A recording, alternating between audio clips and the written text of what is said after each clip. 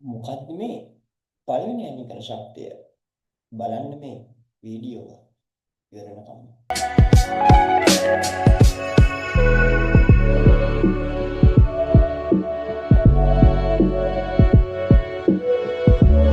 අදර්ශ අරගෙන ආවා පළවෙනි අයනීකරණ ශක්තිය ගැන 10 වසරේ 11 වසරේ දුවල පුතාලා ගොඩාක් ඉල්ලුවා මේ මොකද්ද මේ පළවෙනි අයනීකරණ ශක්තිය කියන එක කියා දෙන්න කියලා. එහෙනම් අදර්ශ අපි ඉගෙන ගමු මොකද්ද මේ පළවෙනි අයනීකරණ ශක්තිය කියන්නේ කියලා. පළවෙනි අයනීකරණ ශක්තිය කියන්නේ වායුමය මූලද්‍රව්‍ය පරමාණුවකින් ඉලෙක්ට්‍රෝනයක් ඉවත් කර වායුමය ඒක ධන අයනයක් සෑදීම සඳහා අවශ්‍ය ශක්තිය.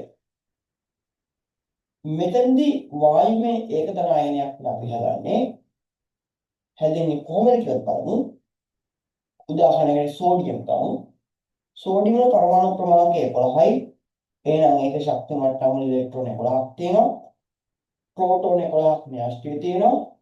ඉලෙක්ට්‍රෝන ඍණාරෝපිතයි, ප්‍රෝටෝන ධනාරෝපිතයි. එතකොට ඍණ 11යි, ධන 11යි එකතු වුණාම පරමාණු විද්‍යුත් වශයෙන් උදාසීනයි.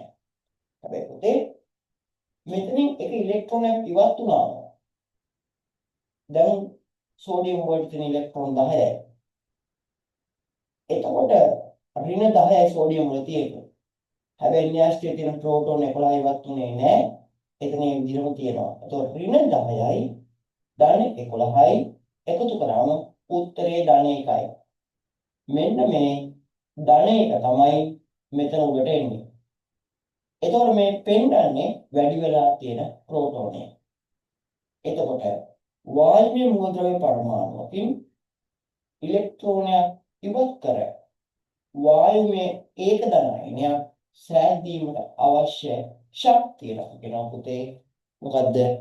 පළවෙනි අයනීකරණ ශක්තිය කියලා. මේකදී හොඳට මතක තියාගන්න.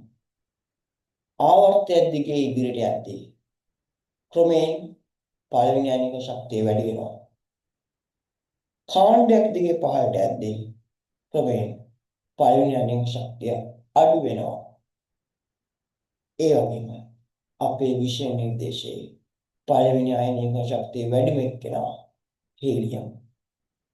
පළවෙනි අයනීකරණ ශක්තිය අඩුම එක්කෙනා පොටෑසියම්. ඒ දෙකක් මතක තියාගෙන ඔබට අපේ පන්ති වලට සම්බන්ධ වෙන්න කැමති නම් මෙන්න තියෙනවා විස්තර. ඒ විස්තර අරගෙන එකතු වෙන්න අපේ පන්ති වලට.